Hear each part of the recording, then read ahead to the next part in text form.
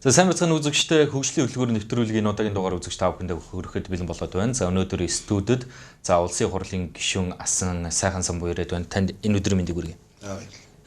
За тэгэхээр сүүлийн үед улс их орны эдийн засаг улс төр ихээхэн яригдах боллоо. Ард түмний анхаарлын төвд байх боллоо.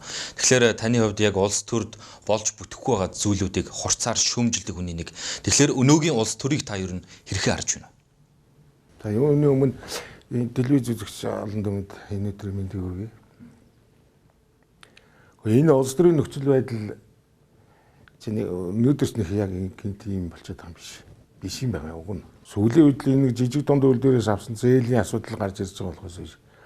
Манай улс төрийн нөхцөл байдал бол айл 2008 оноос хойш өндөрцөн яваал байгаа байхгүй. Өндөрж явсараа өнөөдрийн бидний энэ манай Монгол улсын нийт гадаад тавьсан хувийн болоод энэ улсын тавьсан өр өнөөдөр 20 тэрбум гараа явцсан. Энэ байдлыг л тэр 8 оны үед л бид нар ярьж ирсэн. Тэрний уналтын энэ эдийн засгийн уналтын байдал энэ Монгол төрөний ханшийн уналтын байдал худалдаа авах чадваргүй болж байгаа байдал энэ төр бол яг нөгөө амьдралын хугацаанд одоо л зүгээр ил болж яаж болохоос биш. Монголын ард түмэн бол тэр төдөө амьдралд ороод идэг нэгдэг бол мэдээлэл л тэ. Хамгийн гол хурцдсан юм юу гэвэл татвар төлөгчдийн мөнгийг энэ улсын хурл сууж байгаа сонгогдсон гишүүд нар ингэж хувааж авдгийн байна гэдгийг л сая л мэдчихэж байгаа байхгүй. Ард түмэн. Тэгээс мань мэдээ юмнууд бол аль эртнээс дээр мэхэлцэн бол мэдчихэж байгаа шүү дээ. Мэдээл яриа л идэг шүү дээ. Бид нар бол ярьдаг цөөхөн хэд хүн байдаг юм л та. Жаргал сайхан би гэсэн мэт нэг гэдэг юм. Тэгээд тэр бидний үг нэх тийм нөгөө өөрсдөө нэг их хурл парламентд суухгүй болохоор шин зэрэг хүчгүй болчиход байгаа юм л та. Тэгвэр нэг хүн телевизд ирэл ярьж байгаа юм шиг. Тэгээд тэр нэг энэ ярьж л гэдэг юм шиг. Уг нь бол бид нар чинь нэг байдлыг мэддэг. Тэгээд энэ нэг улс төрд нь ороод тэнд нь бас нэг санал юм хэлээд ингэж байдаг улсууч. Хэн лөөр хийгээд байна, яаж лөөр хийгээд байна. Энэ төр гэдгийг бол бид нар мэдээл тэгэл цөөхөл болохоор яриад нэмэр алхалтай. Тэгэхээр 1990 оноос 2018 он хүртэл за 6-7 удаагийн сонгуул болсон байна. Энэ хугацаанд өнөөдөр улс их орон хөгжих тийм боломж байв уу? Эсвэл байхгүй байна. Бүрэн байсан шүү дээ. Бүрэн байсан. Гэхдээ яаж хөгжүүлэх вэ? Бодлогоор хөгжүүлэх байхгүй. Тэгээс бодлого боловсруулдаг тийм хүн алга боловсруулаад тэр боловсруулсан бодлогынхаа хойноос хөөцөлж ажиллах тийм нам алга байна шүү дээ Монгол улсад. Нам. Одоо Монгол ардын нам ардсан нам гэж яриад байгаа. Тэгээд энэ хоёр сонгуулаар яваад очдог. Энэ хоёрын нэрийг бариад очсон ямар ч нэр дэвшигч гарч ил хийдэг. Тэгэл тэд нар ирээл энэ төрийн ордонд ороод гэмт хэрэгтэн болол хоёроо эдийн засгийн гэмт хэрэгтэн бол хоёроо идэж уугаал ингээл байгаад байгааг мань мэт яриа л байгаа. А тэрийг зөвхөн өнөөдөр яг тэр тодор бол ингэж идчихсэн юм байна гэдгийг ийм ихээр нийтжсэн юм гэдгийг өнөөдөр л Монголын ард түмэн зүгээр харчаал бохомдол нь үсэж байгаа юм. Тэгэхээр нэг ийм байна л та. Тэр өөрөө хөгжил бол ингэж идж ууж байгаа мөнгөөр бид нар хөгжих боломж бүрэн байсан байхгүй. Монгол ардын нам, ардсан нам, Монгол ардын хувьсгалт нам за 90 оноос хойш сонгуул явуулахдаа өөрийн хүмүүсээ за яг буруу замаар буруу бодлого шийдвэрийг дэмждэг хүмүүсээр игнийг нэгтгэсэн юм шиг. За өнөөдөр үнний төлөө зөв үнийг шүүмжилсэн хүмүүсийг бас нясалдаг иймэрхүү асуудлууд байгаад байгаа шиг. Ингээд хөгж. Няслахын өтгөл бүр няцтарж байгаа юм чинь тэр чинь энэ хоёр нам дотор байгаа зүгээр шудраг одоо юм ярьсан хүн бол тэгэл эрг байхгүй л те явахгүй. А зүгээр энэ орж ирж байгаа хүмүүсд бол дандаа аялтанд байгаа гэж нар. Тэр удирдлагуудыг аялтанд байгаа гэж нар.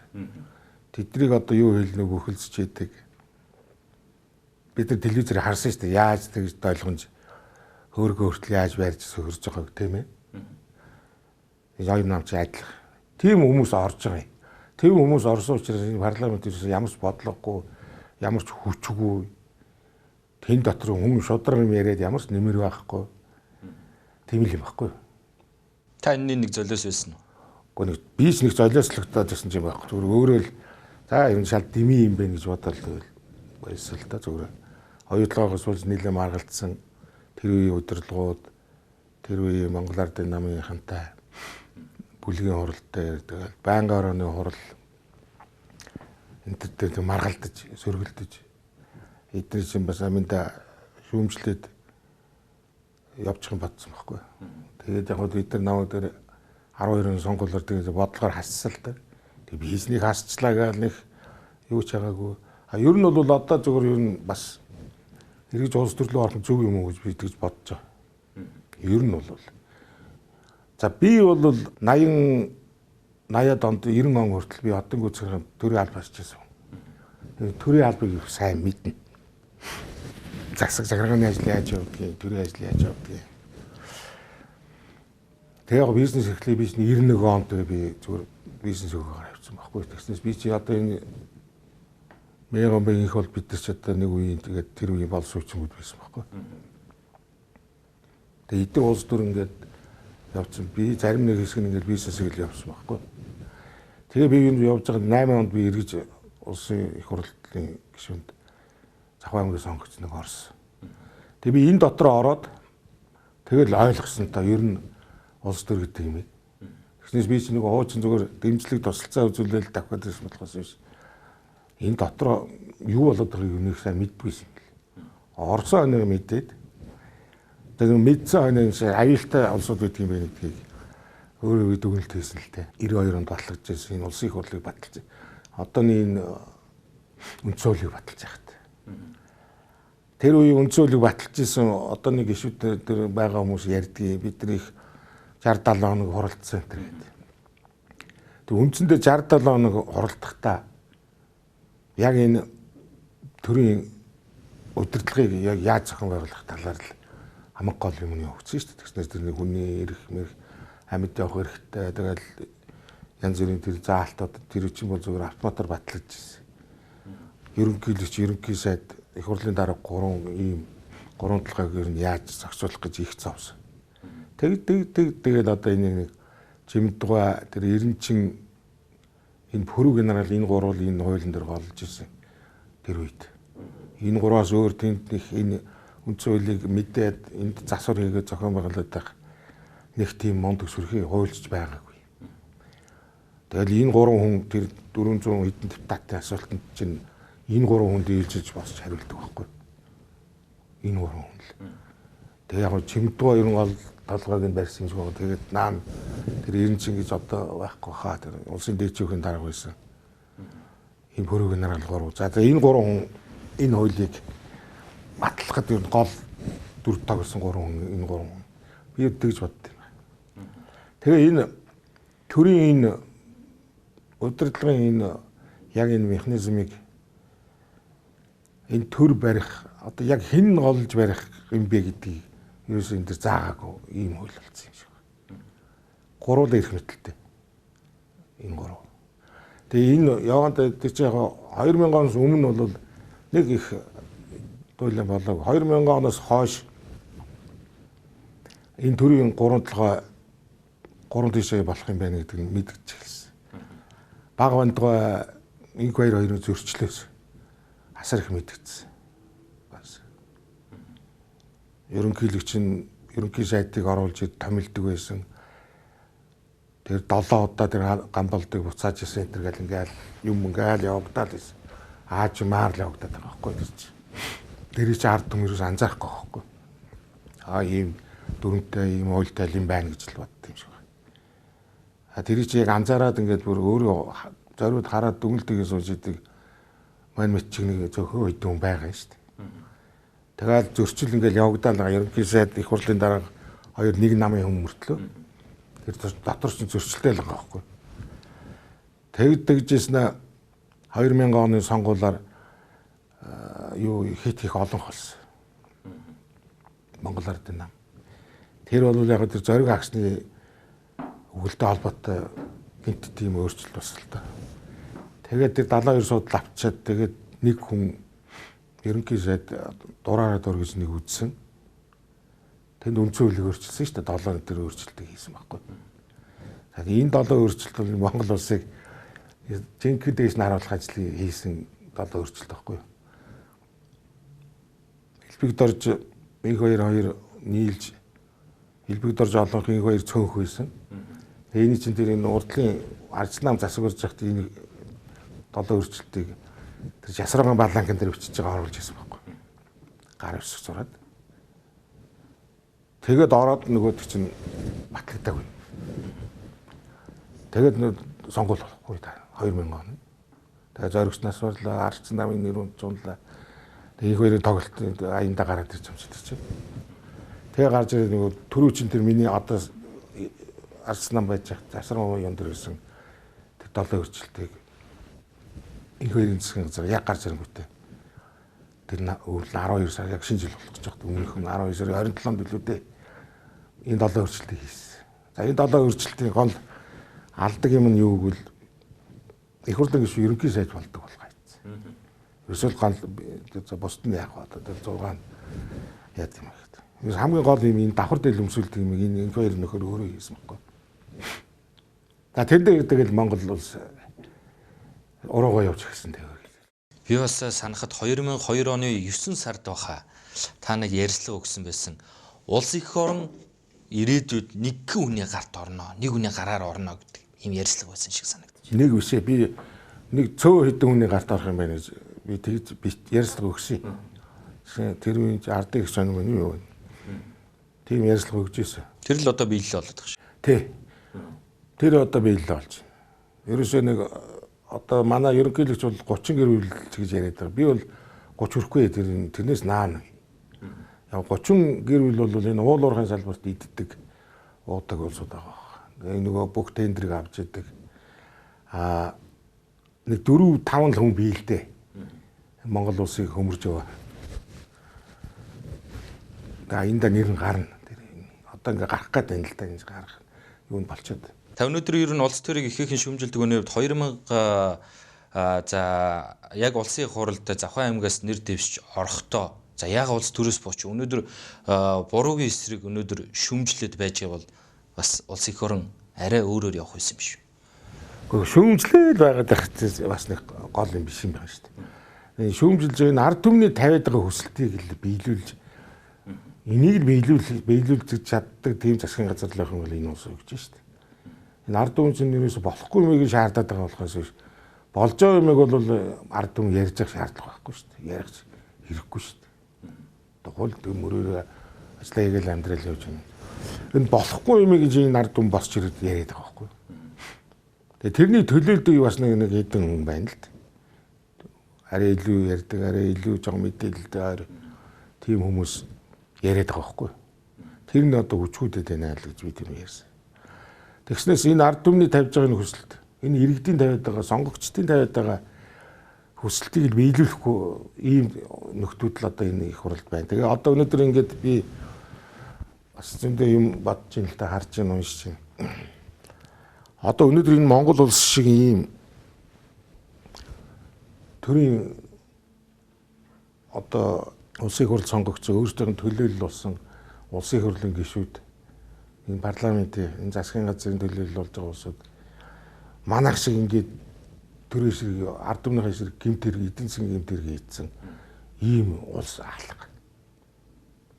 Бүр үзээд өгөх чалга. Бүр абргорн чалга байна. Энэ дэлхийд ерөөс ганцхан манайх байна. Гэмт хэрэгтэн болцсон байна. Одоо энэ манай сонгогч нар чинь төрийн өндөрт ажиллаж байгаа улсууд чинь. Одоо яах вэ гэдэг асуудал байна. Гэмт хэрэгтэнгүүд энэ төрийн ордонд одоо ороод суудсан ба шүү дээ. Энэ бол удаж байгаа юм л та. Одоо энийг яах вэ? Энийг бол одоо бид нар бол одоо жагсаа цуглаад бол нэмэргүй. Жагсаа цуглуулж тий. Дүжирхээс гадна цагдаа аваачаа тараагаад ингээд бүр сургацсан. Одоо энийг ерөөсөө энэ ганцхан сонгуулийн аргаар л энийг өөрчлөхөөс өөр. Ер нь бол энэ одоо Монгол улсын өнөөгийн энэ байдлыг одоо ийм болгосон энэ хоёр нам байгаа юм л та. 1990-92 онд энэ хоёр хамтарсан засгийн газар байгуулсан. Одоо 90 оноос эхэлж байгаа байхгүй. Би 90 оноос тооцно. Хүмүүс 92 оноос 28 жил гэдэг. Би бол 30 жилээр энийг ярих гэдэг юм баггүй. 92 онд хамтарсан засгийн газар байгуулсан. Бямсурангуй засаг толгойсон. Тэргийн шадар гамбалд ажилласан.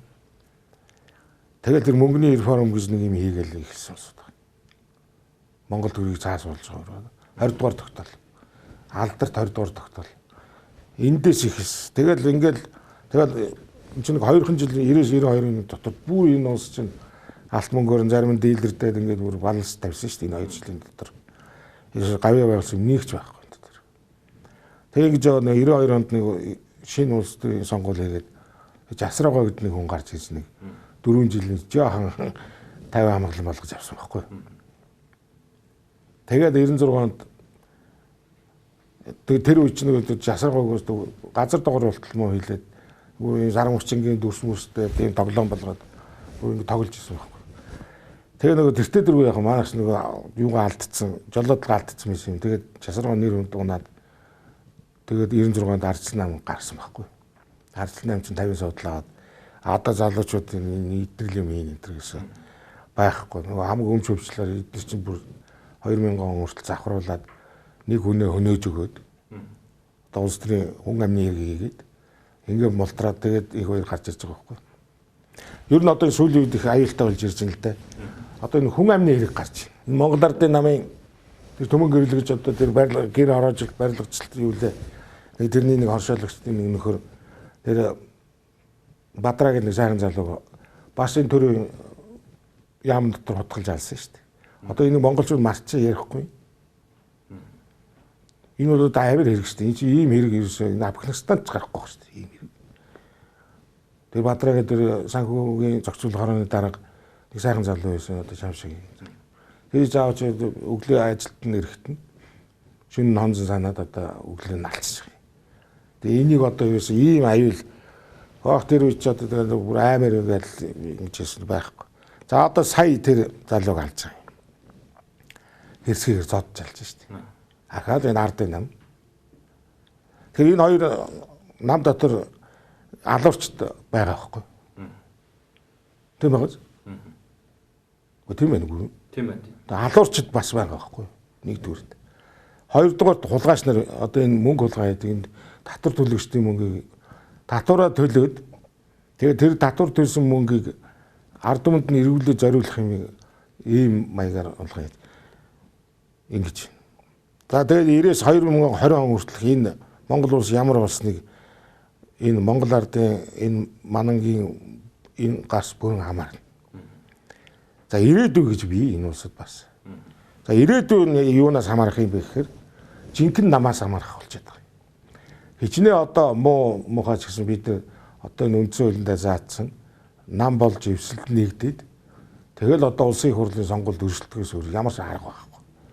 Манай ард түмэн одоо ерөнхийлөгчийн засаглалд орно үндсэн хуулиа өөрчлөн ингээл одоо ийм яриад байгаа. Ийм биш. Ямар шинэ намыг одоо бид нар гаргаж ирээд тэрийг сонгуульд өрсөлдүүлээд тэгээд тэр намаа одоо ялуулаад тэгжээж энэ хоёрыг яаж одоо дарж авах вэ гэдгийг ярина уу гэхээс биш. Одоо яг тэр хуулийн хүрээнд ярих гэж байгаа бол. Тэгжээж бид нар одоо шинэ намаас өөрсдийнхөө ирээдүйн амьдралыг хамааруулахаас өөр ямар ч аргагүй болчиход байгаа байхгүй. Одоо энэ хоёр намыг бол дахид одоо тэр хөрөс яриад энэ тэр чамааг одоо энэ авсан зээлээ төлөхгүй бол ахиж сонгуульд оруулахгүй ч гэж байна. Өөрөө намаараа орох ийм ирэхгүй болчиход одоо юу яриад байгаа. Би бол одоо Монгол ардын намыг бол ерөөсөө энэ ардчил нам хоёрын сонгуульд орох ямар ч ирэхгүй байхгүй хоёр нам гэж үзнэ. Үзэж ин тэгж. Ерөөсөө энэ хоёр бол одоо нэгдүгээрт одоо баахан хүн амны хэрэг хийсэн, хоёрдугаарт одоо баахан татвар төлөгчдийн мөнгийг ийдсэн. Одоо харин эрүүгийн гэмтэг болсон. Одоо энэ Монгол улсын ерөнхий прокурор одоо би ганцаар жил шүү дээ тэр урчдэр би одоо бүр тэр хүнийг ястаа өрөвджил. Тивч прокурор гэж байх гэж. Уг нь гадаа одоо шоронгийн машин Солонгост бол одоо шоронгийн машин төрийн ордны гадаа ухраа зогссон. Тэр хүнийг одоо яг тэр албан тушаалыг өгүүлээд тэгээ одоо тэр хоёр хүн гавын зүйлгээд ингээ аваа гаргах хэрэгтэй байхгүй уг нь бол. Тэгээд одоо тэр хүнийг тэр хаана аваач хорж байцсан шалгад юм байгаа. Тэгэх ёстой байтал. Гэхдээ тэр прокурор хүн одоо манай прокурор орилсоор тэгээд үлдлээ шүү дээ ганцаар. Дайрлж тэрлүү нэг ганц одоо нэг өхөрлөө хичнээн тэр Джон Абрагийн кинонууд төр байдаг шиг тийм юм харагдаж байна лээ. Тэр энэ ирээдүйд монголчуудад энэ шинэ намд найдвар тавихаас өөр арга байхгүй. За энэ Монгол ардын нам арчсан хоёр алдаага хийж хөлөө зөвшөөрөх нөхдөд байна. Хизээж алдаага зөвшөөрнө гэж байхгүй. Хөлөө зөвшөөрөхгүй. Тийм учраас үргэлж алддаг. Дандаа алдаал яваад байна. Тэгээд тэр алдаа нь явсаар хагаад одоо өөрөө түр асуулаа шүү дээ. 7 сонгуул болчлоо. Яагаад хөгжсөнгүй гэж. Ерөнхийдөө чинь бас 7 сонгуул байгаа шүү дээ. Тийм ээ. Тийм учраас алдаага хөлөө зөвшөөрдөг учраас энэ хоёр хизээч одоо энэ наад чиний яриад байгаа хөгжил байхгүй. Тийм учраас үргэлж алдчихж байгаа энэ хоёр. За энэ хоёр нам манан ард иргэдийг үгээрээ хоосруулж ирсэн. Яг энэ 30 жил. Юусоо сайхан амлаа л ингээл одоо өгнөөл гэдэг. Хоёул одоо сүүлийн 2 жил 16 12 8 оны сонгуульд сайхан зэрэг амлалт болсон. Сая төгрөг өгнө, сая 500 өгнө, 2 сая өгнө гал нэг одоо тийм өгнөг бол нөгөөдгийг нэг нуглаал явдаг. Зүгээр энэ иргэдийг одоо зүгээр нэг тийм сонгогч нарыг зүгээр сонсоод тэгэл өгөндөө гэж байгаа юм шиг. Өгөөрөө хоосруулсан энэ хоёр. За хамгийн заваа аргаар засаг төрийн эрх мэдлийг 30 жил авчиж байгаа юм. Хамгийн заваа аргаар. Одоо тэр заваа арга гэдэг нь юу вэ? Саяны миний хэлээд байгаа. Хуурам эхэлж. За Монгол ардын нам арчсан улс орон иргэдийн үзэл бодлыг 4 жил хөлслөн авдаг дандаа. Хөлслөөл авчиж байгаа. Мөнгө тараад. За өөрөө ховоосоо мөнгө тараана ёстой гонж. Тэрийг бол ёстой. Тэгээ тарааж байгаа мөнгө юу бол одоо яг энэ мөнгө байхгүй. Ингээд эдний ингээд алдаг яриад байвал ингээд цаашаа зөндөл юм байна л та. Тэгээ миний одоо хамгийн сүүлд нэг зүгээр өөрөө чи асуултанд ингээд 50 асуултанд хариулахад одоо ирээдүйд яах вэ, хөгжих үү яах вэ гэдэг шүү дээ. Хөгжил бол бий шүү дээ. Энэ Монгол улс чи ирээдүйд энэ их баялгаа зөв боловсруулаад бид боловсруулаад энэ хөдөө аж ахуйн бүтээгдэхүүн энийг л одоо бид энэ лүгэл орох хэрэгтэй. Энэ газар ухахаас уул орох гэжсэн дөрвөл энэ хөдөө аж ахуйн энэ их түүхэд энэ их бүтээгдэхүүнийг л боловсруулах тэр арга туршлага юм нь бүгдөө энэ Монгол улсад байгаа байхгүй. Гаднаас сургалаад хайгаал мэрэгчлэлтэн уриал энэ тэгээд байх юм байхгүй. Таны хувьд жижиг дундаас зээл авсан уу? Жижиг дундын асуудлаас нэг зөвхөгдсөнийг асуухад. Би ямар жижиг дунд үйлдвэр эрхэлж байгаа юм. Тэгэхээр энэ бас ямар өндөө очиод байна? Яг хөөцөлдөхөд бас яг хэрэгтэй өндөө очихгүй байх шиг. За наад чинь бол намайг улсын хурлын гишүүн байхад 10 сая төгрөг зүгээр тэр тойрогт хуваарлж ийн гэж нэг тийм байдаг гэсэн. Гэсэн жижиг дунд үйлдвэр гэдэг тэр энэ жижиг дунд үйлдвэрийг хөгжүүлэх энэ ерөнхий ийм төлөвлөгөө ерөөс альж хооронд улсад байгаа юм. Америкч байна, Японч байна, Германч байна. За манай тэрийг хэрэгжүүлж байгаа царийн нэмэлтээ.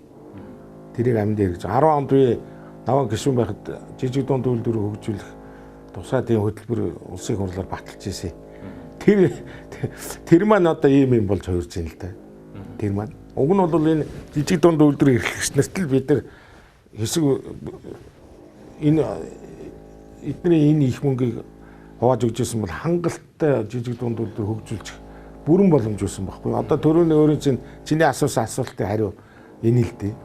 Хөгжих боломж байсан уу гэж асуусан. Бүрэн байсан гэж би одоо тайлбарлаж хариулж байгаа нь энэ. Тэгэхээр одоо яг яах вэ? Жижиг дундаас ерөн зээл авсан хүмүүс улсын хурлын гишүүд эрх мэдэлтэй нэгэн хариуцлага тооцдог хүмүүс нь тэдний гар хүлээ байгаа шүү дээ. Наад энэ дөрмийн чи эдгээр өөрсдөө зохиож байгаа заяа. Өөрсдөө зохиож байгаа юм. Тэгээ энэ зохиосон мэдээлэлээ эдгээр чи өөрсдөө хүмүүс тараагаал тэгэл авчиж байгаа юм. Тэрийг одоо тэр дундаас доош тэр хүмүүст бол мэддэхгүй шүү дээ. Худлаа зүгээр иргэдээ ард түмэнд болохоор нөгөө гой мэдээлэлээ бол зарсан шүү дээ. Жижиг дунд үйлдвэр хөгжүүлэх гэж байгаа юм байна. Зээлэх гэж байгаа юм байна энэ гэж. А зүгээр жинхэнэ одоо яг хэрв сэтгэлтэй бодлоготой ийм улс төрчтэй байсан бол бид нэр жижиг дунд үйлдвэрийг чинь сайхан хөгжүүлэх боломж байгаа юм. Ер нь бол шинэ чамд одоо чи нэг юм нэг л юм шүү дээ. Чи нэг ботал ч юм уу, бэлий ч юм уу, нэг сандал ширээс нэг гэр ч юм уу хийдэг юм тийм ээ. Тэгээ би бол тэгж боддог юм. Чамд зээл үүж болно эрсдэлтэй. Эрсдлүү зээл гэж ерөөсөө байж болохгүй шүү дээ. хүн заавал алдаа гаргана шүү дээ. Тэр чинь эрсдэлтэй чамд 4 сая төгрөг зээлчихэд. Тэгээ төр бол бодлоготой байж байгаа шүү дээ. За 1 сая нь бол алдагдал байж болох юм аа. Чи буруу алдаа хийгээд ингээд баларчих юм бол яг саяын чамд төр тэр алдаагаа засаараа дараа нь тэрийг нэхээл тэгээ нэг манайхаа нэг зээл өгчөөд тэгээ эргэлтийн хөрөнгө байхгүй одоо ямар нэгэн тийм эрсдэлгүй тэгээ шууд тулгаад буу тулгаж байгаа юм шиг тэгээ өгчөж байгаа байхгүй хүн яа тийм юм тэгээ нэг өндөр хүүдээ тэгээ арилжааны банкаар ингэ дамжуулж энэ зээл өгдөг ерөөсө тоойлын буруу энэ тусгай одоо энэ зориултын жижиг тийм засгийн газар бол айгүй тийм боломжийн журам гаргаад өгөх ёстой л даа үг нь бол тэгэхгүй бай тэгээ эрсдэлтэй чинь тэрний чинь хөргөд тэр нэг 4 сая төгрөг яг бүтэн юм хийнэ байхгүй шүү дээ. Хүн яагаад ч чаддгүй байхгүй. Тэгэхээр чинь сая нь алдагдал гэж улс тооцох хэрэгтэй шүү дээ. Тэрийг. Сая нь бол алдагдал байж болох юм. Буруу юм хийчих болно. Бага метра зүүрүүлж болно. Тэр хүн яаж ч болно шүү дээ. Гал гарч болно. Тэр хүнд чинь алдаа гаргана шүү дээ. Тэгээ тийм эрсдэлтэй зээл өгөх байхгүй. Тэгээд хүн баг хугацаа норт. Ердөө л ийм юм хийх хэрэгтэй. Тэгэхээр 30 жилийн хугацаанд Монгол Ардын нам, ардчилсан нам, Монгол Ардын хувьсгалт нам, за иргэдийн чихэн дээр нь цэцэг ургуулж ирсэн. Хин илүү гоё сайхан зүйл амлсан улс төрд гардаг болсон байна. Тэгэхээр та хэл төрөнд бас хэллээ. Шин нам гарч иж эднэрийг өнөөдөр дотроос нь цэвэрлэнэ гэж байна. Дотроос нь биш ээ. Наад хоёр намтай ч ерөөс ярих юм байхгүй. Энэ одоо энэ хоёр л яриад байх юм. Манай бүр ийм хандлагатай болцсон. Тэгээ нам хэрэггүй гэж яриад. Гэхдээ нам хэрэггүй бол энэ хоёрыг битгий сонгооч гэдэг. Нам хэрэггүй бол энэ хоёрыг сонгохгүй л байхгүй тэгвэл. Тэгэхээр нам хэрэгтэй байгаа байхгүй. Нам хэрэгтэй учраас одоо бид нар шинэ гарч иж байгаа энэ шинэ намууд байна шүү дээ. Тэгээ хин сайн ажиллаж ийн Монголын ард түмэн хараач та аль нам нь ажиллаад байна. Нам байна шүү дээ гарч ирж байна. Энэ үнэн ба зөв нам ч байж байна. Монгол ардын хувьсгалт нам нь байж байна. Иргэний зориг ногоо нам нь байж байна. Бүгд найрамдах нам нь байж байна. Энэ манай дэлхийд дээр нэртэй бүх нам Монголд байж байгаа юм. Тэгээд аль нам нь ажиллаад байна тэгээд арахгүй тэгээд заавал энэ хоёрыг сонгохгүй тэгээд эргээд дайраад байх юм. Нам хэрэггүйгээ дайраад байх гэсэн мөртлөө. Савс нэг юу ихээхий яригц та энэ дээрээс ямар байр суурьтай байна. Монгол улсын ерөнхийлөгч Халтмаагийн Баттулга улсын хурлыг тараана. За тэгэд нэг хэсэг нь ерөнхийлөгчийн засаглалтай болно. Үгүй парламентын засаглалтай болно гэсэн юм хоёр янзын байр суурийг илэрхийлээд байна л да. Та энийг юу гэж харж байна? Одоо энэ хурлыг тараагаад тэгээ яах юм. Тэгээд дараа нь яах юм. Төрийн засгийг хэн барих юм? Энэ төр засгийг. За ингээд тарчих гэж бод. Ингээд одоо тарчлаа. Тэгээ яах вэ? Одоо яах вэ? Тэгээд тарцсан. Одоо тарчлаа шүү дээ. Тэгэхээр ерөнхийлөгч гартаа удирдлагыг авах нь шүү дээ. Тэгээ ерөнхийлөгч аваад яах юм? Аваад одоо юу хийх гэж байгаа юм? Тэр хүн энэ их хурлыг тарсны дараа би ийм хийнэ гэдээ одоо тэгээд ярих хэрэгтэй. Тэрийг нэг бол. Үргэлжлэх хоёр. Тараачаад дахиад одоо энэ хоёр нөгөө нэг хэдэн хүн цуглуулаад тэгээд сонгуул хийнэ гэж байгаа бол ястаа тэр шиг одоо худлаа юм алга. Тэгэх юм бол одоо юу хөх зүгээр 30 жил дахиад одоо 30 дахь жил рүү оролтой юм. Тийм учраас энэ тарцны дараа яах гэдэг програм төлөвлөгөө ерөнхийлөгч ард түмэнд танилцуулах хэрэгтэй шүү дээ. Яах гэж байгаа юм? Дахин сонгуул явуулах юм уу? Бүр ахаад тэр 92 оных шиг ардын хурал байгуулж хагаад тэгээд бид нар энэ үндсэн хуулиа өөрчлөх юм уу? Тодорхой биш байгаа байхгүй. Тар гээд тарчхад дахиад ардсан нам ардын нам хоёр сонгуульд оролцох юм бол юу хөө тараагаад яах юм ингээл юм байж л ийсэн. Тэгээд бөөн зардал болгож тараагаад хэрэг байхгүй шүү дээ. Таны мэрэгжлийн хувьд инженер тийм ээ? Инженер хүн. Тэгэхээр улс их орныг хөгжүүлэхэд яг энэ төрд гарах хүмүүс нь яг энэ чиглэлийн хүмүүс байх хэрэгтэй юм шүү. Төрөл бүрийн хүмүүс байх хэрэгтэй шүү дээ. Нэгдүгürt бол мэрэгжлийн хувьд бол энэ чинь хүн бол ямар ч мэрэгчлээ хүн их хурлд сонгогдсон. Бид нар тэр үндсэн хуулинд заагдсан байгаа. Тэр чинь мэрэгжил яс үнд заргалзахгүй гэдэг. Ерөөсөө хамгийн гол нь Монгол улсын төлөө зүтгэх одоо тийм зүтгэлтэй сэтгэлтэй л хүн сонгогдох хэрэгтэй. Тэрийг одоо хүмүүс ялгахгүй л дээ сонгогч нар ялгахгүй л нэг гоё дээл өмсөн гоё зангаа цамц болсон хүн л ирнэ шүү дээ. Нэг би гоё хөгжүүлнэ гэж очино. Тийм ээ. Одоо тэрийг яаж таних уу гэдэг асуудал байна. Тэрийг одоо энэ намаар нь дамжуулж тань. Тэгээд тэр хүн одоо ингэ заваарцсан ийм нөхдүүд байх юм бол тэр намыг одоо энэ сонгуульд юусоо оруулаад хэрэг байхгүй. Ингэж л тооцоо юм шүү дээ. Тэр одоо манай улсад нэг зөв хүнийг сонгоё гэж нэг яриад байгаа юм аа. Зөв хүн гэдэг нь ямар хүн бэ гэхээр бид нар тэр хүний чинь танихгүй шүү дээ. Одоо дорж гэдэг хүний хүмүүс мэдэхгүй. Мэддгээр бид нар бөхчүү сонгож чадах тийм ээ. Дуучин сонгоно, бөхчүү сонгоно. Одоо ерөөсөө сүүлдээ нэг тиймэрхүү юм болох гэдэг шүү дээ. Олон танигдсан хүнийг сонгоно л гэж нэг юм яриад зөв хүнээ сонгоно гайл нэг юм ярих юм. Тэгэхээр зэрэг одоо би бол юу гэж хэлж ийнү бол одоо телевизийг үзээд сонсож байгаа хүн байгаа бол чинь одоо намаар дамжуулж бид нар хүнийг таниад тэгээд дараа нь намтай тооцоо хийх юм байна гэдгийг л одоо сайн ойлгож авна. Монголын сонгогч нар энэ 30 жилд бол энийг мэдсэн баг. Гэхдээ хэлэхэд бол илүүдэхгүй. Хүн бол одоо хэлэхээс нааш ерөөсөө анхаардаг улсууд шүү дээ. Хариуцлагын тогтолцоо угаасаа байхгүй юм шүү. Хариуцлагын тогтолцоог байлгаж болно шүү дээ. Энэ чинь байлгахыг хүсэхгүй. Одоо манай энэ хоёр манай чинь бол ерөөсөө энэ хуулийг бол сайхан засан шүү дээ. Өөрсдөө тааруулдаг. Тэг өөрсөндөө тааруулдаг.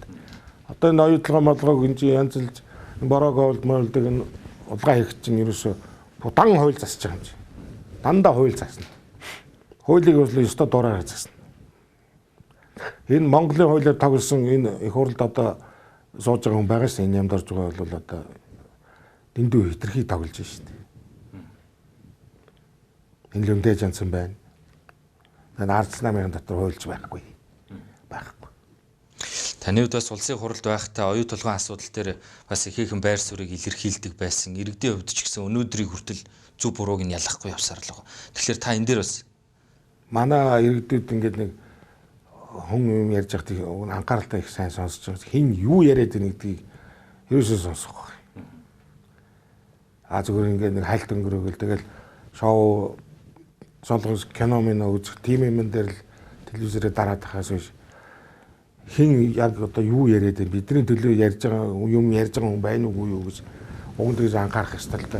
Анхаардаг ч хүн байдаг л байх. Ялангуяа залуучууд бол энэ улс төрлөө анхаарал ерөөсөө хандуулахгүй байгаа. Тэрийг чи их далимдуулж энэ уулгаас нар далимдуулж одоо хууль засч яаж. Оюутлага дээр бол одоо хууль зассаар хагаад одоо ийм байдал хүрчихсэн шүү дээ. Тэгээ тэр чинь ерөөсөө бид нар нэг 5 сургуулиуд тэмцэлтэд ерөөсөө дийлээ юм чинь. Тэгэл одоо энэ оюутлага юм бас. Би одоо ямар байр суурьтай байсан бол оюутлагыг яг эрдэнэчийн жишээгээр хийгээдгээ чи баяр сүхтэй чи хэлээд байсан. Эрдэнэтийн жишээгээр л хийгээч чи наадуултаа заавал ингэ гадны нэгэнтээ нөөцөн тогтогдсон ийм их нөөцтэй байна гэдгийг тэр бизнес эрхэлж байгаа тэр гадны улсууд ч мэдсэн, манайч мэдсэн. Тийм учраас бид нар энэ чинь өөрсдөө тулгалтыг хийж болно шүү дээ. Тийм шүү дээ. Яг тэр зөвшөөрөхгүй бол нэг ганц 2 жил хойшилж илээ. Хоосоо алдчихсан дөрвөл тэр газар доороо байж исэн тэр шүү дээ. Тийм ээ. Тэгэхээр чин тэрий чин орж ирэл одоо их хурал дээр чин баяр зогч чин Монгол улсын их хурлын гишүүн биш, сангийн сайд биш. Оюу толгой компани төлөөлж орж ирсэн юм шиг ярьдаг гэсэн чинь. Оюу толгойг л өмөрөөл яриад байна. Бараг манайх гэж ярих нь холгүй байсан шүү дээ. Манай компани гэж ярих гэдэг юм чинь бараг. Бүр тийм хэмжээнд хүрсэн шүү дээ. Тэгээд одоо тэр баяргаад нэг юм тэр дээрээс нь анхаарч байгаа чинь байх. Өөрөө оролцсон тэгээд өөрөө ч мэдж байгаа чинь байхгүй. Тэгээ яг наадхыг чинь энэ оюутлогыг жинхэнэ зохион байгуулж ард нь жинхэнэ гол дүр тоглосон нэг нөхөр бий л дээ. Тэрнтэй одоо тэгээ дараа нэг боломж гарвал тооцоо хийхийг л бодож байна. Хэн бэ? Нууц биш. Тэр одоо тэр би үнийг хэлэхгүй. Өөрөөсөө бид нар нэг хүнтэй арга хэмжээ тооцдог тийм эрх мэдэлтэй болох юм бол барьж авахаас өөр арга байхгүй. Энэ оюутлага Монгол улсыг алж байгаа нэг хүн бий. Таны фэйсээр ер нь ороод харж байхад ер нь бас сургамжтай зүйлүүд битсэн харагддаг. Залуучууд ч хэрэгтэй улс их оронд ч хэрэгтэй. Энэ дундаас нэгэн онцлог зүйл нь юу байсан бэ гэхээр за мөнгө идэж байгаа хүмүүсийн удмыг нь таслана гэдэг зүйл их анхаарал татсан л та. Энэ төрийн татвар төлөгчдийн мөнгөийг идэж байгаа улгаас үндсийг таслах хэрэгтэй гэж юу? Би үндсийг таслана гэсэн шүү дээ. Удмыг таслана гэж бичсэн. Одоо наа чи ингэ хойшоо удам залгах гэдэг байгаа байхгүй. Энэ төрийн мөнгө идэх гэдэг юм.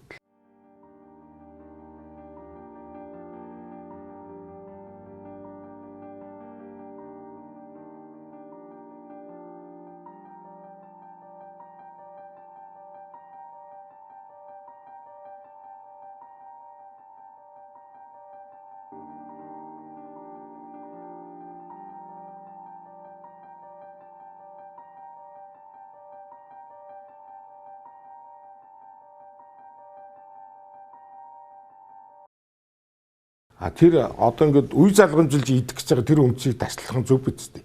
Тэглэв. Одоо нэг их хурлын гишүүний хүүхэд ч гэдэг юм уу одоо залгамжилж штэ. Одоо тийм юм бол байна л да. Тэр удмыг тэр үндсийг л таслах гэсэн. Таслах хэрэгтэй ер нь бол. Энд чинь үе дамжаад ингэж идэх юм бол энэ бол тэсэхгүй шүү дээ. Одоо бол би зөвхөн их санаа зовж байна. Энэ Оросын холбооны улс зарим юм дээр бичсэн байна лээ. Хятад улсын бас зарим сайтн дээр байна. Энэ Монгол улсын төрийн тийм том улсууд нь тэгж мөнгөний тэгж ийдсэн байна гэж. Тэгээ үнэмшгүй байна гэж байна. Одоо манай зарим оюутнууд ярьж байна. Ингээ ярьсан хэд тийм юм гэж ямар юм бэ? Хизээ тэгж ийсэн. Гээд ингэж шүү дээ. Хятад оюутнууд. Тэр манайд их юм бол одоо аль хэзээ байхгүй болгосон тэр. Тэр тийм байх ёсгүй. Тэр хотлоо авах гээд үнэмшгүй байна гэж юм л да. Надад би нэг өчтөр нэг орд сурж байгаа, вэжин сурж байгаа, Шанхай сурж байгаа хүүхдээ ярьсан чинь тэгж. Тэнд яриа болцсон байна. Манай энэ жидүүгийн чи асуудал. Жидүүгийн чи асуудал. Жижиг асуудал байхгүй юу? Энэ чинь бол жижиг асуудал шүү дээ. Зүгээр энэ бол асуудал биш. Энэний цаана чи хичнээн аюултай бий гэж бодож байна энэ улсыг. Аимшигтай юм байж байгаа шүү дээ энэ цаана.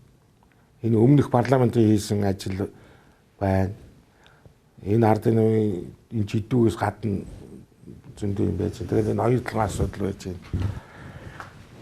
Тэгээд энэ явандаа ингээд цоврал наадхан шиг ийм цоврал болж гарах нь л дээ одоо. Тэгээ би гайхаад байгаа. Би бол нэр үнэндээ одоо хуулийн зөвшөөрлөнөр чадмааргүй байна. Жижиг дунд үйлдвэрийнхээ мөнгө төлөхгүй бол сонгуульд нэр дэвшүүлэхгүйсгүй гэж тийм хариуцлагагүй юм яаж доромжилж байна энэ улсыг. Уучлахгүйгал болчих юм шүү. Уучлахгүйгаа тэгээ тэр авсан мөнгөө буцаага өгчих юм байна л да. Тэгэхээр одоо нэр дэвших юм байна. Дахиад дэвшнэ гэж ярьж штэ. Тэгээ одоо байлах хэрэгтэй. Энэ зүгээр юу тэр хүн дэвших нь үтгэл намаар нь одоо тэр дэвшүүлэхгүй байх хэрэгтэй.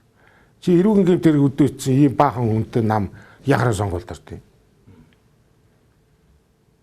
Гүч одоо дахиад энэ чи яаж найдаж ичиж сонгох юм бэ гэж одоо юу бодож сонгох вэ? Одоо сонгогч хүн одоо би л одоо бодоод ерөөсөө санал өгнө гэж бодохоор ерөөсөө миний санаанд юм буухгүй. Урдлын одоо парламент 16-аас 12-оос 16 онд одоо ямар их пакт мөнгө алга хийв. За одоо 8 жил дараалан энэ татвар төлөгчдийн мөнгийг ингэж өрн дараа хийх юм бол энэ чи яаж тисэх юм? Тисэх арга. Хийж ард түмж одоо үс дэлбэрэхэд бэлэн болцсон ба шүү дээ. Одоо бол Монголын ард түмэл яг ингээд ийм дарьтай ийм торхон дээр ингээд сууж байна одоо яг. Одоо тэнд ерөөс ингээд нэг хүн гал тавих юм бол тэгэл энэ улс чинь дэлбэрлээ. Яг бэлэн болж тэгээ 90 оны өмнө нэг ийм болцсон байсан. Монголчууд нэг энэ улс төрийн товчны 9 гишүүнээс нэг яаж салах вэ? Эдрээс нэг салуул одоо бид нар ерөөсөө тэгээд цаашаа мандан бадарчих юм шиг бодоод лээсэн байхгүй. Тэгээд нэг 90 онд энэ хятад Орос хоёр нэг өөрсдөө юу манайх руу хандах нүтгэд өөрсдөө яайдаа болоод нэг ирсэн яг нэг тэр үед нь бид нар нэг системийг сольж авсан. Тэгээ нэг систем сольсон нөхдүүд нь цаашаа явах төрийн бодлого, улсын бодлого юу ч байхгүй нэг хэдэн юм ардчил гэдэг нэг үгээр зүгээр ганцхан үгээр л явцсан шүү дээ. Үйл ажиллагаагаар ерөөсөө явсан юм байдгүй. Тэгэл 96 оноос хойш энэ улсын тэр зэдэн бол дараагийн тэр 44 жил идсэн гэж дэми юм яриад байсан. Тэр бүтээсэн бүтээлийг ерөөсөө 8 жилийн дотор байхгүй болгосон шүү дээ. 44 жил хийсэн үнийн хөдөлмөрийг 8 жилийн дотор байхгүй болгосон. Ер нь 2990 яг тэр шиг болцсон одоо. Яг тэр шиг болцсон. 90 онд гарч исэн намууд яг одооных шиг та бид хоёр шиг сайхан зүйлүүд ярьж исэн баг. Улс их орныг сайхан болгоно гэд. Гэтэл 30 жилийн дараа байдал шал эсэргээр ирсэн. Тэгээ таасаа хэллээ л дээ шинэ нам хэрэгтэй. Шинэ залуучууд гарах хэрэгтэй гэж байна. 2050 он, 2060 он бас л ард түмэн тэр намыг зөвхөн сууж байгаа. Гоо. Одоо бол зөвхөн энэ ч бас нэг улс юм чинь энэ 30 жил улсын түүхэн дотор ярих юм бол жохоо л нэг юм жижигхэн богинохоо нүдэнд харагдахгүй шахах хугацаатай. Тэгээ яах юм? Тэгээд одоо бид нар ахад өөр шинэ хүмүүст найдахаас өөр арга байхгүй шүү дээ. Эднэрт дахиад одоо бидний тэгэрээ гээд одоо өгөх юм уу? Хайшаа. Эднэрт өгж одоо ингэж алуулж ирсэн дэр бол дахиад одоо шинэ залууч энэ чинь арай энэ эднэрээс туршлага одоо энэ жигсэж байгаа шүү дээ. Одоо эднийг хараад. Ямар балиар муу хогнуудуул гэж байгаа шүү дээ. Одоо хүмүүс тэгж ярьж шүү дээ. Яста муусаа юмнууд л гэж байгаа шүү дээ. Тийм ээ. Тэгэхээр чин зэрэг одоо энэ жигсэж байгаа энэ эднийг үзэн ядж байгаа нэрэж одоо юм арайч дэндэж байна нэрээ. Ерөөсө бид нэр нийлж нэг улс төрийн хүчин байгуулж энэ улсаа нэг аврах юм а гэсэн ийм залуучууд байж шүү дээ. Одоо тэдний тэр хандаа би хэлж шүү дээ. Одоо Монголын ард түмэн одоо намайг харж байгаа энэ улсууд энэ ажиллаж байгаа энэ залуучуудыг хараа. Намынхаа үйл ажиллагааг яаж явуулж байна одоо тэрийг хараад тэгээд сонголтоо шинээр хийхээс өөр арга байхгүй. Тэр энэ одоо эдгээр хийсэн энэ муухай үйл явдлыг жигсэн зэвүүцэн залуучууд чинь нийлүүл нэг арай сүртэй хүч гарах байлгүй дээ.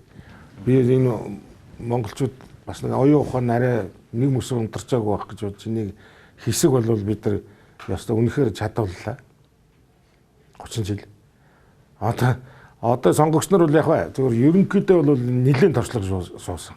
Тэгс. Сонгогч нар бол их туршлага суусан. Энд эхлээд бол барааны савнгаар хуурдагч гэсэн улсууд шүү дээ. 92 оны сонгуулиас. Тэгснээр дараа жоохон цагаан будаа гурил болж арай жоохон дэвшилсэн. Тэгжээс нэг 5,000 төгрөг энэ төр болсон, 10 болсон. Сүүлдээ одоо 20 30 ингээд 50 ийм болчих явж байгаа байхгүй юу? Тэгэхээр одоо энэ мөнгө аваад энэ доржин мөнгийг аваад доржиг сонгодог юм би буруу юм байна гэдгийг ер нь монголчууд бол нэлээсээ ойлгосон гэж бодож байгаа. Тийм учраас одоо энэ үйл ажиллагаа явуулаад байгаа энэ залуучууд хэн байна гэдгийг соргогоор сайн хараа. Манай сонгогч олон түмэн ардтууд. Тэгээ сонголтын үед биднэрт ирээдүй бол байгаа юм. Ирээдүй бол байгаа шүү дээ. Тэгээ тааж ирээдүйг ийм итгэхгүй аимшигтай амтд ингэ баллцгаад хүндрэл зогсоод урд орд тавих гээд ингэ хамаг юм аллаа шүү дээ. Ер нь бол Монгол ардын нам би бодгийн ардс нам хоёрыг бол морь юм уу илжиг юм уу гэдгийг 30 жил давхуулаад одоо таньцсан. Ямар ч байсан морь бол биш юм байна. Тэгэхээр энэ хоёр нам маань олон түмний нүдэн дээр ер нь тоглолт хийчих цаагаараа бас нэг тал болоод байгаа зүйл байна уу? Одоо хүүхдүүд нь хоорондоо сууж байгаа. Бүр худуураг болцоож байгаа. За. Тийм юм зөндөө бий. Манай гаянда гаргаад ирнэ надад гэж.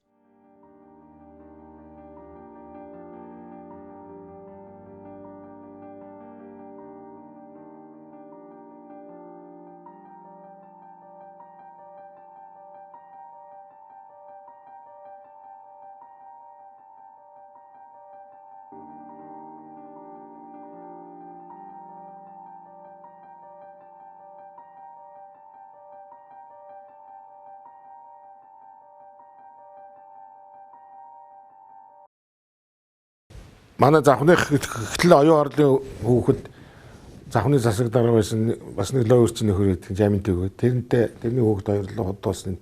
Хамгийн ойрын шиг би тэрийг л мэдэж байна. Одоо чи шууд хэлээдэх гэдэг юм. Тэгэл домчул сайд дарга нэр хүүхэд. Нэг нь харц нам, нэг нь ардын нам. Тэгээ хоорондоо хүүхэд суулаа. Дундаас нь одоо ямар манан гэдэг хүүхэд гарах уу гэдэг. Тийм л юм болоод байна л да. Тэгэхээр бас нэг зүйлийг асууя л да. Тойргийн мөнгө гэж жоохон юу байт юм бэ? 2004 онд намбрын инквайр 1 сая төгрөгнөөс эхлүүлж байсан шиг санагдаж байна. Тойргийн мөнгөө.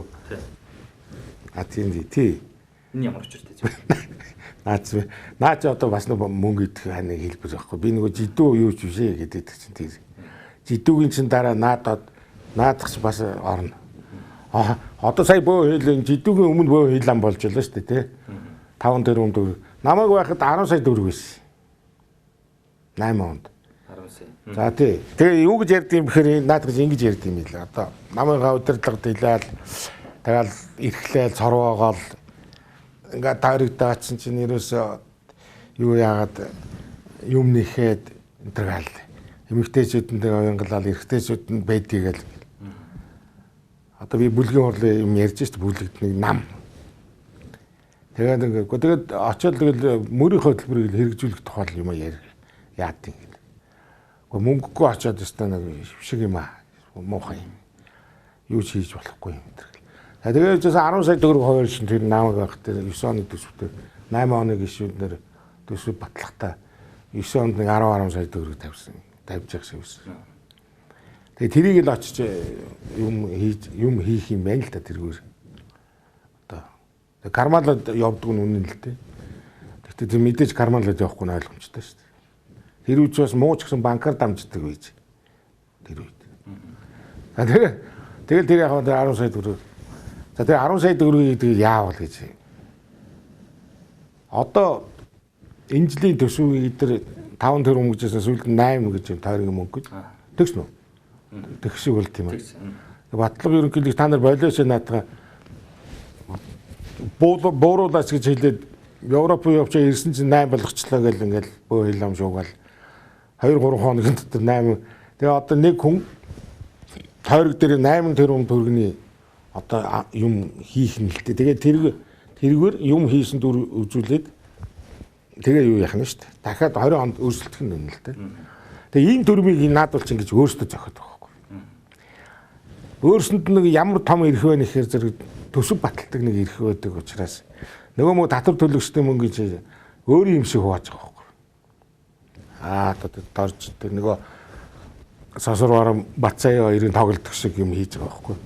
Хуваарлж өөртөө дүрм зохиогоод ямар ч одоо үндсэн хуулинд байхгүй Монголын санхүү төсөвийн хуулинд байхгүй юм хийж байгаа улсууд. Одоо ингээ өөрсөндөө зориулаад ингээ төсөв тавиад. Одоо энэ намар хэлсэн шүү дээ батлага ерөнхийлөгч энэ уртлын Төв аймгийн сэргэлийн сумын 10 жилийн 320 хүүхдээ сургууль дотор 30 хүүхэд сурж байна гэдэг одоо намар гарч ирсэн шүү дээ. Одоо тийм хийх гэж байгаа байхгүй надад. Тэр ямар ч одоо тэр төлөвлөлт тэр одоо санхүүгийн хяналт ерөөсө бүр юу ч байхгүй одоо бүр юу ч хийж болно гэсэн байдлаар ийм хийж байгаа байхгүй. Тэгэл одоо ингээл нөгөө татвар төлөгчтэй. Тэгэхээр энэ мөнгийг ингэж явахдаа тэр хөрсгөө яриад байгаа нэгд улс үйлдвэрлэлийн аваач бөөнөр аваач хийц намайг гэдэг шүү дээ. Нэг сумын төвийн сургууль яагаад энэ 3 жил модон байшинтай байвал байж л энэ гэдэг чинь. Тийм ээ. Тэр нэгд улс үйлдвэрлэл одоо энэ хүн байрна гэл тэнд яг нефтний үйлдвэрэн чинь хэлсэн чинь биш юм бэ. Тэр лөө явж байгаа төмөр зам цахилгааны шугам мөн тэр татж өгж байгаа хүн байна шүү дээ. Тэгээ одоо ингээ өөрөө аяг бол огцрох маягийн болж шүү дээ энэ юм чинь. Яг тэр нефтний үйлдвэр байрна гэдэг зөв л байх л та. Чадах юм бол чадах хугацаа бол зөндөө өнгөрцөн л 7 удаа туус ажиллаж байгааг хайжилсан би сайн мэдчихэв. Нефтний үйлдвэр байрна гэж Монгол улс. Энэ налагын дэс эхлээл 2008 оны сонгуулиуд 4 оны сонгуулиас эхлээл шоуцсон. Өнөөдөр 18 сар бүгд 10 жил энэ дотор 7 туус ажиллаж байгаа байхгүй. Хэний мөхөл 7 дахь нь л доо хөрөлсгүй ажилдаг. Гэхдээ яг энэ цаанаа үндэс бол байж магадгүй яг тэгээд нэг ч гэсэн үйлдвэр бас сайн л биз дээ уг нь бол. Гэхдээ иймэрхүү нөхдүүд бол босохгүй л дээ хийхгүй. Ингиж мөнгөний нэг гишүүн нэг тойрог 5 тэрбум төгрөг авч явж байгаа. Нэг суманд аваа аймагт аваач нэг тойрогтой. Нэг тойрогч одоо хэдэн хүн байгаа юм бэ? Энэ бол дампуу ажил. Ийм л дампуу юм хийж байгаа улсууд. Зарим нэг нь ч бас яг зөв зүйлдээ зарцуулахгүй байх шиг байх шин тийм ээ. Зөв зүйл зарцуулж байхгүй. Хэрэг зарцуулдаг байсан бол хөгжихгүй энэ улс чинь. Дандаа буруу зарж байгаа юм чи ерөөсөө. Ямар ч тооцоо судалгаагүй. Дээр үед Монгол улсад улсын төлөвлөгөөний комисс гэж байсан юм уу? Тэр бүх юмыг төлөвлөдөг, бүх судалгаа хийдэг, асар том бүх яамнуудын судалгааг нэгтгэдэг, барьдаг. Тэгээд тэр улсын төлөвлөгөөний комиссийн хүн дарга нь улс төрийн товчонд энэ асуудлаа танилцуулаад тэгээд улс төрийн товчоогоор батлуулаад тэр улс төрийн товчоогоор батлагдсан улсын их хурл ардын их хуралддаг жилдээ ганцхан хуралдана. Тэр ганцхан хуралдахдаа тэр баталчаа явчихна. Тэгэл ахиж юм байхгүй. Яг тэр баталсан улсын их хурлаар тэр төлөвлөгөөний комиссийн оруулсан юмар л явсаар байгаа л явна. А тэр юмн дээр нь сангийн яам аимшигтай улсын ардын шалгахаараа гэсэн 2 аймаар юм шалгадаг. За тэгээ бүр нарийн ярих юм бол дээр намын шалгахаараа гэж байсан. Тэрний шалгалт гэж хүн зүгээр сургийн сонсохоор айдаг тийм байлаа шүү дээ. Ийм олон давхар хяналт шалгалт. Чи бодож байна улсын төлөвлөгөөний комисс. Төлөвлөгөөний комисс өөрөө шалгах дотроо бас шалгана. Тэгээ сангийн яамны шалгалт. Улсын ардын энэ шалгахаараа, намын энэ шалгахаараа ийм одоо аймагшигтай 4-5 шатлалтай ийм тэгжээж энэ мөнгөийг чинь хянаж зөв хийж гинүү буруу. Одоо зүгээр ажил хийсэн нэрийн дорлоо. Тэгэл босчихж байгаа. Одоо энэ аймгийн засаг дарга, сумын засаг дарга энэ ямар баян байна. Аимшигтай байна шүү дээ. Тэдний тэр өмссөн, зүүсэн, тэр барьсан хөөрөг, өмссөн тэр дээл, унсан машин, зуусан ганс, барьсан утга энэ төр бол шүү дээ. Үнэ аймар. Үнэ аймар баяжчихсан юм. Энэ бол Монгол улс замбраагүй, захиргаагүй, бодлогогүй байсны харгай. Тэгээ одоо нийт ард түмэн болохоор ингээд би энтэйгээ зам юм дээр нэг шүргэлцээд би энийгээ барьж авцаатал хоорондоо тэр доогоороо тэмцэлтэл хэрэлтэл тэгэл энэ дээгүүр ингэсэн ийм л улс боллоо. Одоо энийг засахгүй бол ерөөсөө болохгүй. Тэгэхээр 2016 оны сонгуульд Монгол Ардын намын мөрийн хөтөлбөрт бас нэгэн тусгагдсан байсан зүйл нь татвар татаас авахгүй гэдэг асуудлыг ихээхэн ярьж ийсэн. За гэтэл өнөөдөр мөрийн хөтөлбөр нь бас шал эсэргээр болоод өнөөдөр иргэд болон бизнесмэнүүдийн орон дээр их ачаа болоод байгаа шиг татварууд. Үгүй энэ хоёр намын мөрийн хөтөлбөртөө одоо бүр ерөөсөө яриад хэрэг байхгүй. Одоо чийч асуугаад ирэхгүй би ч хариулмааргүй байна. Хариулаад байх юм байхгүй. Одоо энийг тэр энэ Монголын ард түмэн сонгогч нар өөрсдөө тэр Монгол ардын намын дарга одоо юу гэдэг тэдрээс асуух нь. Үгүй эрүүгэн гэмт хэрэгтэн болчиход байх чи одоо юу ярих юм. Намын мөрийн хөтөлбөрт нь тэгж заасан гэж яриад яах юм бэ? Ямар эн чи ямар заагаад тэгээд ямар зааснаа амарснаа ямар биелүүлэх юм яах юм? Одоо тэр сонгуулийн аргаар л эднээс зай барихгүй бол ерөөсөө бүр ямар сарга байхгүй. Сонгуулийн аргаар. Одоо эдний мөрийн хөтөлбөр бид нар яриад яах юм бэ? Чи шал инээдэн тийм байхгүй. Эртээ дөрөв болж бүх юм асуудал тодорхой болж бүр орон даяар битгий хэл дэлхийд даяар шившиг болчиход байж их чинь эдний мөрийн хөтөлбөрийг яриад одоо 20 онд найд дөр байгаа юм болов гэх гээд нэг үе чи. Үгүй одоо тийм байхгүй. Наад чи одоо тэр мөрийн хөтөлбөртөө тэр юу амлсан чи одоо наад чи ерөөсөө бүр нэгч биелсэн юм байхгүй.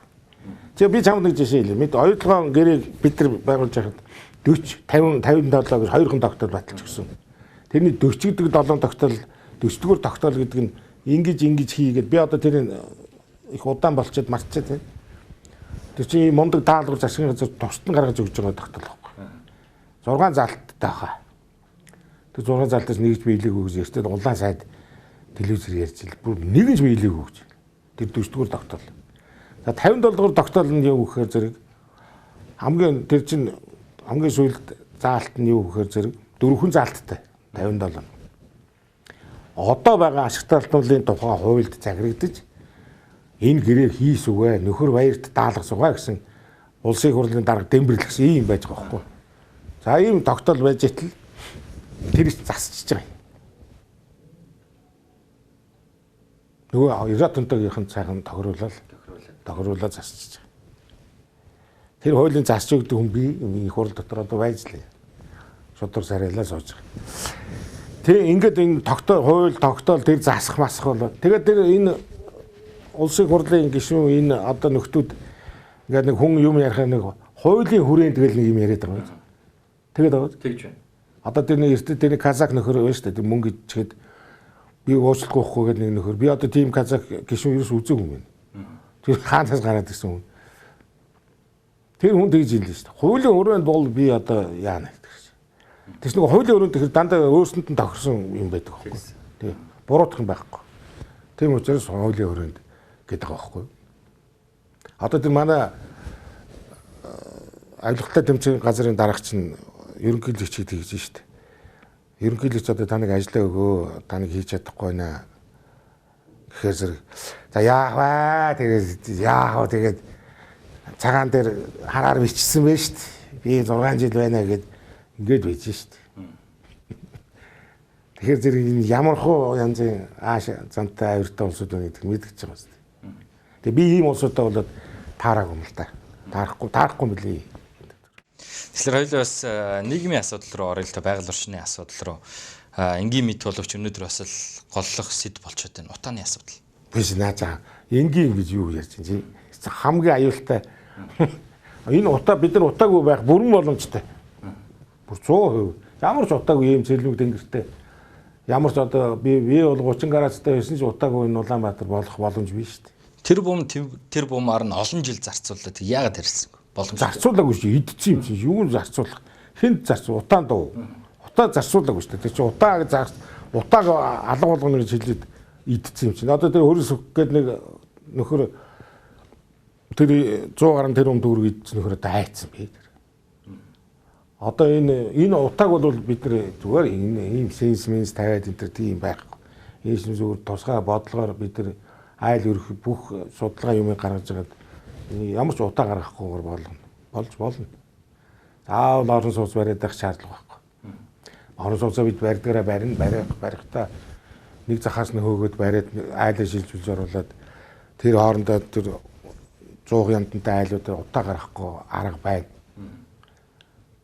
Жишээ нь. Үгүй би тэрийг заавал ярьж байгаа албагүй шүү дээ. Хоёр дахь асуудал бол бензиний үн. Бензин үн ч гэсэн тогтмол байж болно шүү дээ.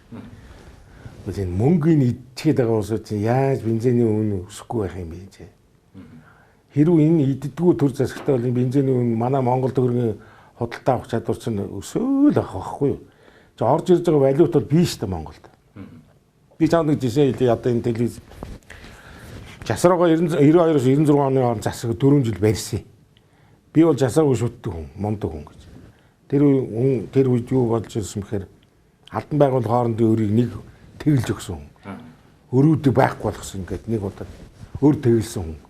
Хоёрдугаар ажлын байр нэмэгдүүлсэн компаниудыг шууд татвараас чөлөөлж ирсэн. Татвараас нь чөлөөлөөд чи ажлын чи хүн ажилттай л болгож байвал чамайг татвараас чөлөөллөө гэдэг ийм бодлого барьсан хүн. Хоёрдугаар Монгол улсын валютын санг 400 сая төгрөгт өргөж өгсөн. Тэр манай жасраагаа нэг ярьжсэн би сонсож байсан. Тэгээ би яг нэг ерөнхий сайд болчоод нэг буухтаа би нэг Монгол улсын валютын санг нэг 400 сая төгрөг доллар болгочвол би нэг болно. Тэгэх юм бол яг тэрнээс цааш явчих واخ гэж ярьж ирсэн би сонсч ирсэн байхгүй юу. Жасраа. Тэгэхин чи боддоо 92-оос 96 онд Монгол улсын эдийн засаг ямар хөгийн жижигхэн өөрхөн байж юу? Хэрэгцээ бага байж. Тийм ээ? Ловроо байж. Тэр хүн 400 сая доллар болгочих юм бол болно. Тэгэхээр чи одоо 3 тэрбум гарам болцсон байж байгаа чинь утаатай, унаартай, хэрүүн шугантай тэгэл мөнгөө идж болгосон Монголын ард түмэн хууртагдсан хэвээрэл хийж лээ шүү дээ. Өнөөдөр валютын сангийн нөөц чинь 3 тэрбум хэдгэлээ эртээ баяр цаахан 3 тэрбум гарan лэм ярьж лээ шүү дээ. Аваа 3 тэрбумаас буухгүй яг нөөцний үн өндөр байгаа учраас уг нь энэс илүү их мөнгө олох боломж бий л дээ. 3 битгэл 10 тэрбум төгрөгийн нөөцтэй долларын нөөцтэй болох бололцоо бий шүү дээ Монголд. 10 тэрбум долларын нөөцтэй Монгол улсын валютын сан ийм болчих юм бол их л гоё л да. Энэ даанч энэ мөнгөний ерөөсө тэсгэхгүй. Энэ лоорч ийм одоо эрүүгийн гэмт хэрэгтэнгүүд орцсон учраас дийлдэхгүй маа. 60 тэрбум хэрэг саяхан бас дахин сөгөгдсөн. Гоо нөгөө би нөгөө жидүүгийн ард зөндөө юм би гэж одоо чи харин нэг гаргаж яриад байгаа.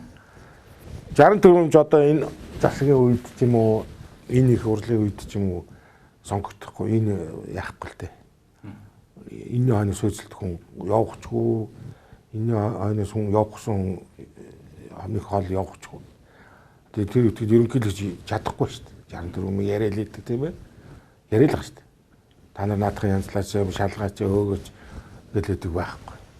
Энийг одоо нөгөө бид нар сонгуулийн аргаар юм өөрчилж аваад одоо тэр шинэ болсон хүчингүүдэд гаргаж ирж ижил үз тарахаас өөр ямар ч өөр арга байхгүй болчиход байна л да.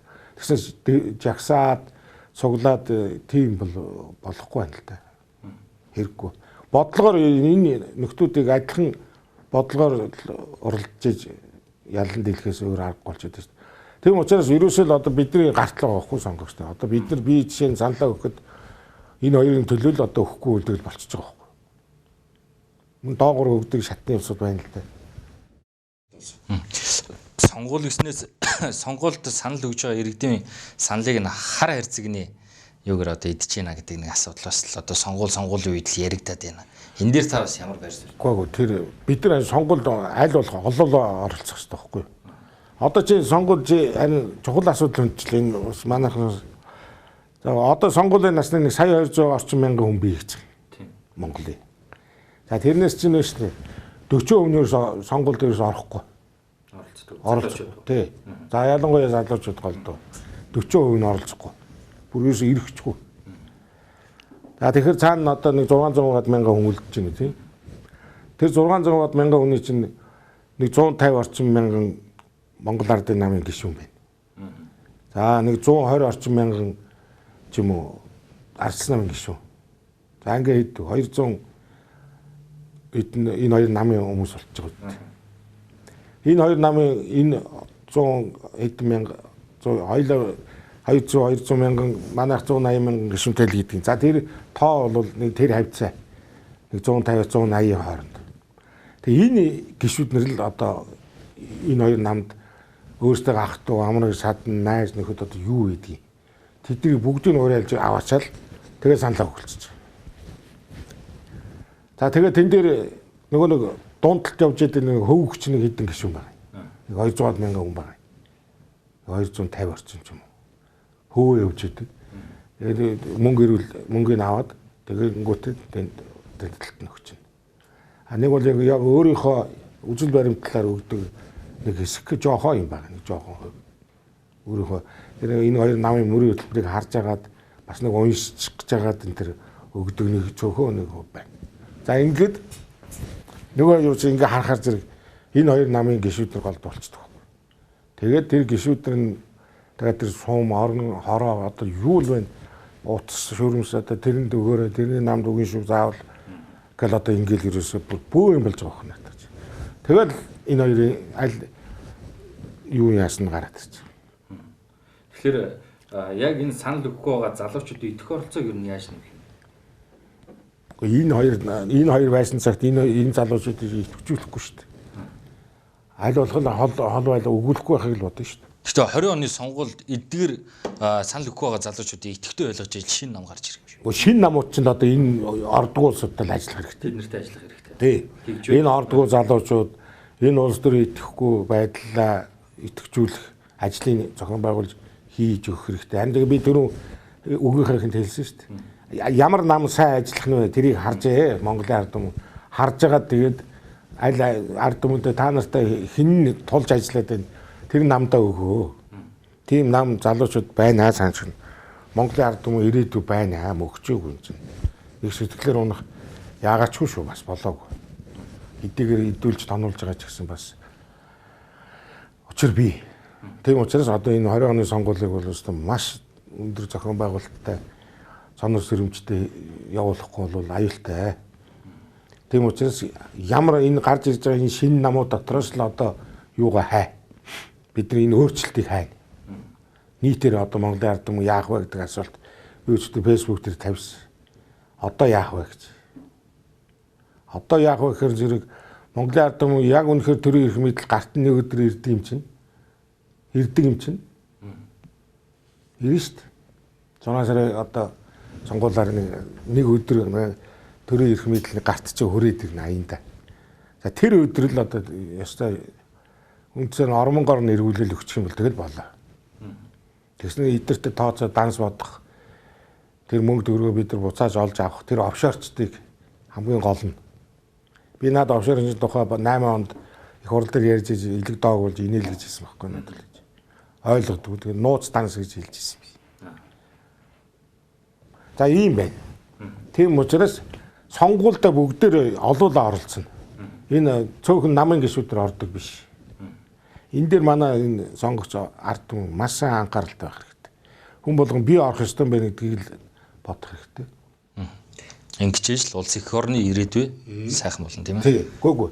Улс их орны сайхан ирээдүй байж байгаа юм. Байж байгаа. Энэ баллаад байгаа энэ зам дээр тэгэлцсэн энэ балаануудыг авч хаяхгүй бол болохгүй шүү дээ. Эднийг л одоо ер нь хөгжиж гэж бодож байгаа бол энэ хоёр намын нөхдүүдийг сонгохгүй болчихвол тэгэл хөгжил явлаа урагшаа. Ерөөсөө бүр хоёул одоо яриад дуусах гэдэг нь.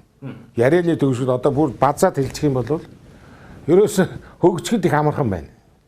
Энэ хоёроос салчаа. Тэгэл энэ салдлаа л бол хөгжлөө энэ улс. Тэгээд ойлгочих хэрэгтэй. Ерөөсө нүм давчхан хэлэхдээ. За баярлалаа танд. За салахгүй бол тэгээд одоо энэс хойшоо ингээд цуг энднэртэй цуг явах юм бол бид нар өшөө муугаа үзэн шүү. Бүр балрахт шиг хандна. Бүр аюултай юм болно. Тэрийг л одоо сайн анхаарах хэрэгтэй. За баярлалаа студид ирж ярилцлаганд орсонд. За баярлалаа. Өөрсөнд баярлалаа гэж. За баярлалаа үзэгч та бүхэнд хөгжлийн хөдөлгүүр нэвтрүүлэг хүрлээ. За улс их орны хөгжил ирээдүйн сайхан болгохын тулд хамгийн гол нь зөв сонголт, зам дээр тэгэлсэн бол чулууг хөшүүлэх нь чухал юм а гэдэг сэдвийг өнөөдөр бас хүнд үзэгч та бүхэнд өргөлээ. Баяртай үзэгч.